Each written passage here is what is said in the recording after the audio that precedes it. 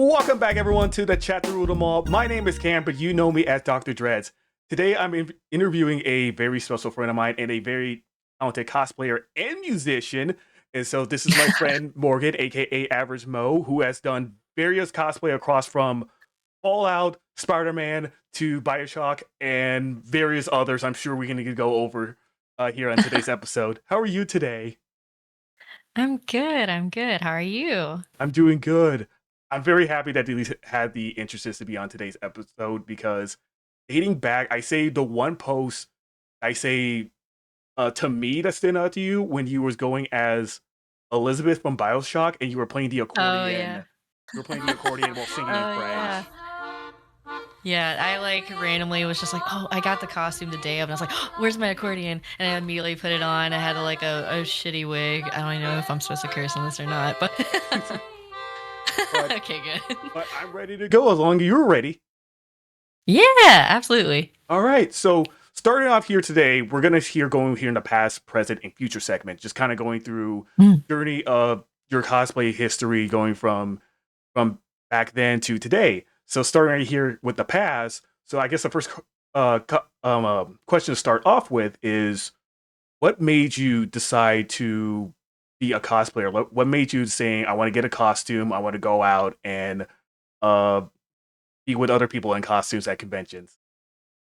Yeah, so I mean, I've been playing dress up since I was a kid. Like it was like every day I was in a costume of some sort, whether it's just like for my smorgasbord of clothing in my closet. And then I think it was just like, and every Halloween, I went hard for Halloween. And then my first Dragon Con, which was like 20, I think 2012, 2011, 2012. And it was just like the idea of like cosplaying at a con was just so like it opened up the doors for me because it's just like it was very social. Yeah. It like cosplay is very community. So it's like it doesn't matter what your like skill level is or like how bad your costume is or how good it is. Someone's gonna recognize your like character and be like, I like that character. I'm gonna talk to this person. And it's really that was like my best like reason why I kept doing it. And do you happen to remember what was be your first cosplay and convention? Yeah, it was so I know nothing about steampunk. And my friends that were going to DragonCon were like, we're doing steampunk Disney princesses. And I was like, all right, I'll be Rapunzel. And I just did the typical thing where you just slap a bunch of gears on something and called it Rapunzel. So that was my first one was Rapunzel.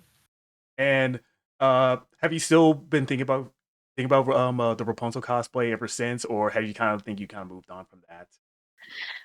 I think I've moved on. I mean, I did revisit it and actually like I mean, that was my first cosplay and then I think around the years are messy, but like 2017, something like that, I remade her like an actual like Rapunzel. Like I sewed it all, I like dyed the fabric. It was like very much a huge like first sewing project for me. And it was really cathartic in that way. And now I think I can put her to rest. And you said was your first convention? Was it Dragon Con or was it? Or was Hmm. all right? And I'm about to say Yeah. my other question was saying, do you still visit that convention? But I'm pretty sure I get, Oh yeah. especially All the time. and and then another one I like to ask maybe this question, kind of going around here. So when I usually started out, I think when it was MomoCon of 2014, the biggest or the most popular cosplay I remember going around was Sword Art Online. And Oh my gosh, yeah. so I was curious to ask when you started off, do you remember what was like the most popular cosplayers that you just see so much around of for a good while? Doctor Who. Doctor Who was everywhere. I didn't and that's what, like, when I went to Dragon Con for the first time, like, even my friends were cosplaying Doctor Who, everything was Doctor Who or Lord of the Rings, and I already knew Lord of the Rings, so I was just like, "I've never seen Doctor Who, let me give that a shot," and then after that, I also cosplayed Doctor Who stuff the next year, so but I remember that one being, like, huge in, like, 2012. So here in the present, um, kind of when you start to start off, I know that you've been going as many cosplays going from Fallout. I know you Yeah. there was one I saw of Raven. I saw Spider-Man Noir and Yeah. and then the one recently that I was like, I know, all right, I need to go make sure I interview her, which was Expedition 33. Yeah. which I heard of the game. I need to sit down and play it. My friends played it before, and they were just It's so so good. so emotionally invested into that. And so, uh, Changed my life. and so there's so many. So for my next question, I know they're saying it's okay if you don't really have a favorite cosplay, but like, has there been any like Mhm. what cosplay for the longest time has just been dear to your heart for so long? Yeah, I mean, I think it's one of those where it's like I don't have a favorite. It's almost like I have to have a category of like what's my favorite to wear, what's my favorite to look at, what's my because like Right? some of the favorite to look at is not my favorite to wear. It sucks. I feel like, I mean, my favorite that I revisit constantly is like anything Fallout. Like put a vault suit on and you can just customize it, and it's just you're there. It's such a community with that one too. And then anything Dragon Age too. I was always loving like armor builds, and I love Dragon Age the series. So I think between those two, I've definitely like lived through those multiple times. And have you felt like that those fandom kind of like help you field your interests to go as Oh yeah. not just cosplay as these characters, but just cosplay in general? Yeah. Yeah, absolutely. I mean, like Dragon Age was what actually got me to like spread my roots into like going into like fandom meetups and everything like that. I was a very different person. And like 20 before 2015 or so, I was very like in my shell. I didn't want to like talk to people. I was very reserved, and I went to like my first Dragon Age meetup and cosplay, and it was like I met so many different people. I like have so many long friends from it, and it's just like that's what was the tipping point to get me to who I am today. And then most of the time when you do many of these photos for like for these cosplay, do you usually prefer to doing it solo or would you like to do it as a group if you had the chance to do it? I like doing it as a group or like even duos or something like that because you can just kind of like feed off of each other. I do like doing solos. I've done a lot more of solos than groups, but like something about groups is just so good where you just get so much like to feed off each other. It's like very Right. conversational in the way, and it's just like you come up with ideas as you're doing it because someone else is bouncing it off with you. Right. So I really love it. And so for my next question to go on here, what was what was your recent convention that you visit? Has it is it still Dragon Con or is there another one?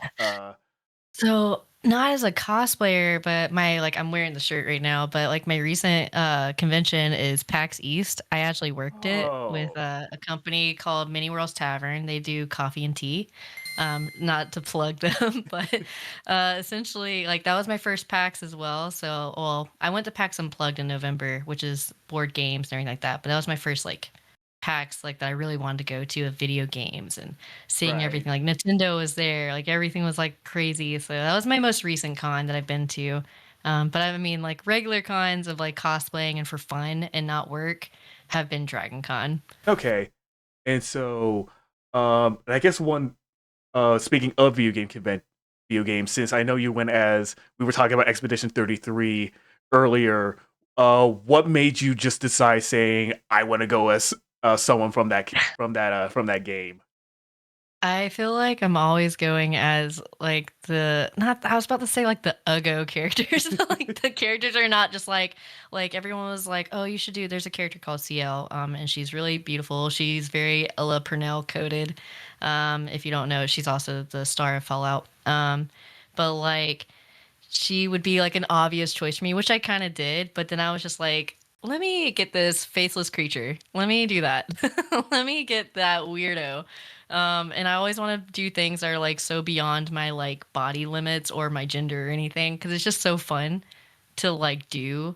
I guess it's like it's not fun to just like be my mold of my everyday life. It's almost like role playing in the way, but like putting it into cosplay. Right. Like, yeah, I'm gonna be a big buff paintbrush essentially. So for the next one, so this is all about kind of like with just more like convention stories here. So it can be from anyone, from either from PAX or MobileCon or DragonCon. Has there Yeah. been any convention stories like either something crazy or funny in some other way, or just make you happy that just stood out to you to this day? Oh, man. Um, that's a lot. Yeah, because I feel like, I mean, I've been going to cons for, like, well over a decade. Oh, shoot. That's such a tough one. I mean, I feel like I mean, especially like Dragon Con has such a nightlife, so you could really get into some crazy stuff there.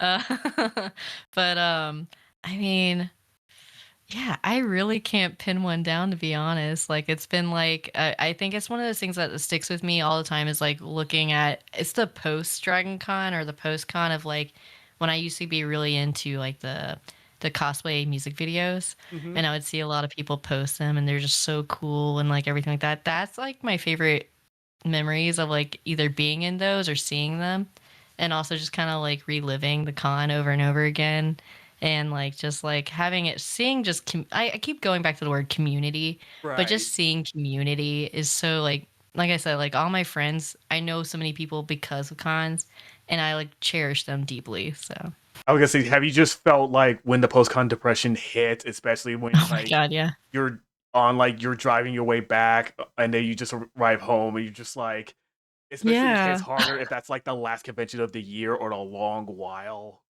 Yeah. Yeah. Like, I mean, I used to get it a lot more. And then lately I've just kind of been like, oh, I'll see these people again. Oh, it'll be fine. Right. But like, and sometimes like in the past or a certain point, like cons started becoming like, I'm taking off work. Like I'm taking off almost a week to wear wigs that are going to hurt my head and like be dehydrated and not eat and almost feel like I'm working a job. And then I come back and I'm like, I need like another day to decompress. And that's like the day of just being like, oh, that was fun. Oh, dang. I'm not doing that again next week. Oh, that's a bummer. So before we go ahead and continue on, I wanted to ask about many of the other cosplays that kind of like stood out to you. So like for one to start off, um we mentioned Fallout earlier, and then we did talk about Expedition 33.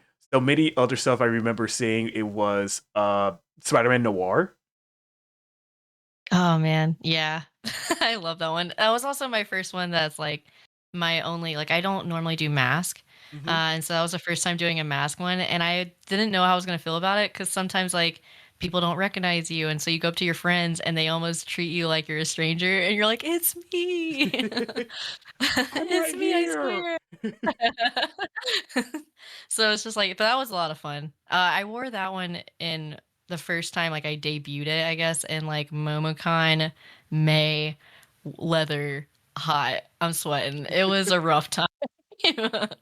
But it was so much fun getting to be at the like Spider-Man meetups. It was so good. And then for Fallout, I know mainly the big inspiration come from like for the TV show. Has it been mostly from the TV show, or has it been long from like the games? Oh yeah. I'm a huge like I wish I don't have any of my Fallout stuff in my office, but it's all in my like living room and everything. But Right. I'm a huge oh wait, I lied. I have my little guy. He's not floating right now, but he's Oh my my little god, that's Mr. Handy. awesome. He usually is floating, but if I try and do it, it's gonna like snap my finger right Oh. now. But but yeah, I am a huge fan of Fallout. I've been playing the games. I started with Fallout 4 back when it first came out, and that was my Hmm. first Fallout, and I just got lost in it. It was so good. So I had to backtrack and play them all, and they're just it's just so good. And then the show was just phenomenal. And then once again, it became the whole like same face Yeah. where I was just like me and Ella Purnell, I had to. We have big eyes. I have to. And then is So, four has four considered your favorite in the series, or has there just been oh too hard to man. pick? Uh, I love Fallout New Vegas. I think that's my favorite one. 4 was my favorite to recommend people to start with, which I know could be controversial, but like it's just the best gameplay. It's not too dated, so Right. it's like really easy to get into and story-wise it can be fun. And there's elements that are a lot more like user friendly. Where it's just like if you go back to like 3, I'm like, oh no, I'm actually like starving myself and I have to worry about food consumption and like all Right. this stuff. And I'm like, I'm just trying to play. I don't know what we're doing here. I think going But yeah, back. I think oh, go ahead. Yeah. I'm sorry. You go ahead. I was just going to say I think just Fallout New Vegas it was like the melting of worlds of like your great stories, really interesting protagonists or like, good DLC and just like really cool characters too. I think coming back when I first started Fallout 4, I was just so immersed, just being like, Yeah. "What's been going on?" And then I was like, literally in like during to a mind of like, I'm someone looking for my child, being like, "Where's my child?"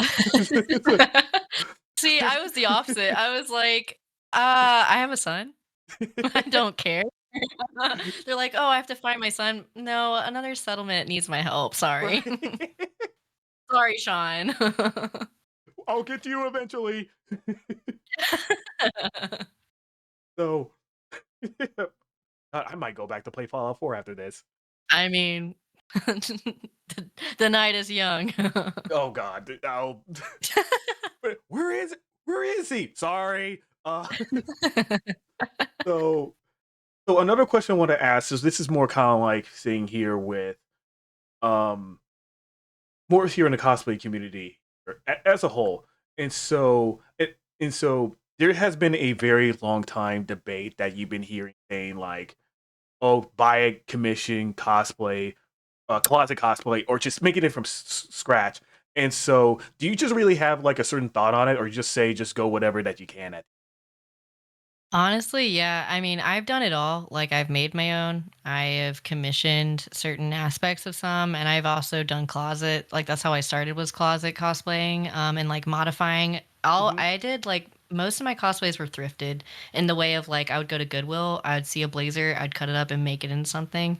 Like one of my first armor builds was like I was making it was for Disney Princess build again, and it was like post-apocalyptic, and Right, I was making pauldrons, like armor, out of paper bowls and like expanding foam and paper mache. Like it was just like literally anything I could have. I was doing like the whole, you make a meal out of like everything you have in the pantry left. That's what I was right. doing with cosplay. I was keeping it as sustainable and easy as possible. So it's like I think it's just like when people are like, I mean, I've been asked that recently too, just being like, is that shamed? Is that frowned upon to like buy it? I'm like, no. Like Mm, if it is, like that's a them problem. That's not a you problem having fun. So right. I think it's just a matter of like you just do what you like, whatever you want. You want to buy that cosplay, go ahead. If you want to make it, you just do tutorials. They are out there. It's so accessible these days. And yeah, if you want a closet cosplay, it's so easy. It's so easy. And I was almost about to ask, saying like, has that atmosphere of just going to thrift stores or to Goodwill has changed, but I feel like that's been going on for just so long, even since even uh many conventions for the past Yeah. 30 years. But have you kind of like noticed how much to you, how much has been so much people have been going to all these thrift stores to find all these pieces of this cosplay in order to make these? Yeah, I mean, especially like I know this is very like RIP Joanne, but like we don't have that fabric store anymore to go to, and we have like Michaels and everything like that. But I feel Right, like another trick that people are like starting to realize is like, oh, I can just go to a Goodwill or whatever, and I can like strip fabric off of something and put it into making it in something. It's like you can right. easily find your fabric in like secondhand anywhere. So it's like I feel like we're gonna see a lot more of that, and just like with sustainability in general. Okay. So like yeah, and also another thing too is like I did last year my first time as a cosplay like yard sale. Hmm. And they like, it was all cosplays being secondhand sold, and I like sold like a lot of my stuff too. Right. And so it's just like I think that's really accessible too, of just like a way to not have to like keep fast fashion, I guess, in cosplay, but like also just like letting your cosplay be loved again. So yeah. And so here we are here with the future here, and then this question. There's so many. It's okay if you don't have an answer for this one, but many people either Oh no. have like a either it can either be like very small or very tall. This one, Mm. but has there been any wish list cosplays in the future? Be like, I want to go as that somewhere eventually in the future. I have like a list. I've like had like bucket list or whatever cosplays I've been ramping up in the years. And like one that I keep revisiting always that I always answer is a Bioshock Big Daddy. Hmm. Like just like something like I just love big armor builds, but I have no like I get too like in my mind about it. So it's like if I had all the money in the world, all the resources, yeah, it'd be easy. I'd do that one in a heartbeat. And then another one is like recently with Expedition 33, there is like a character that you see. It's a crazy armor build. I've been following like two creators on Instagram that have been building it, and it's going to be like month-long projects because it's so detailed. It's like the character is Visage or the Mask Keeper, and it's just like insane. It has like literal faces all over the armor and everything, and it's just insane looking. So that would be another week one for sure. And then for our last question to ask for how much you've been doing now from any of these fandoms have you tried here? You have your love for going to group cosplays and a big mention of community and inspiration from either from a TV show, video game, or whatever. What advice would you give to someone who wants to start cosplaying sometime in the future? Oh my gosh, yeah. I mean, don't be afraid. I think it's like the newest one is like be cringe, be free. Right. And I agree with that because it's just like a lot of times it's like for me, especially I've been quite a perfectionist and it keeps me like if I don't feel like I can perfectly know something when I start it, I just won't do it. And that is such a like a limiter. So it's just like a lot of times I think overthinking is such a weapon against yourself that it's just like just go into it, no shame, create like being allowing yourself to an embarrassment is a creative choice, and I think it's really good to have that creativity Right. because it's just like you're unlimited at that point, you know, to just have no shame, to have no worry of like this is going to be bad. You're learning, you're going to grow in your skills, you're going to create so much, and you're gonna probably flop. I mean, I've Right. flopped so many things. Absolutely. I have crunched, I have crunched and flopped at 4 a.m. before a con before, and I was like, I'm never doing this again, and then I did it again. So it's just, you just do it. I think it's just like, especially if your friends ask you, invite you into doing it on an idea, jump on it because that is the times where I mean, that's what got me started. Is joining friends to do it. Awesome. Well, Morgan, I can't tell you how much to say. Thank you so much for having your time to just be here and tell Yeah. your story for your cosplay journey. So, Yeah, thank you for having me. I always love talking about it. absolutely. So, everyone, I will put her follows in here in the description. If you had the chance, please have the chance to go ahead and take a look at her uh, cosplay. You had the chance, and probably eventually, uh, because of her, I might go ahead and play of more Fallout for that, more Fallout again too. So thank you so much here with that. Yeah, of course. And so thank you everyone for watching here in today's episode of the Chat to Rule Them All. My name is Cam. I'm also known as Dr. Dreads. We'll see you guys next time.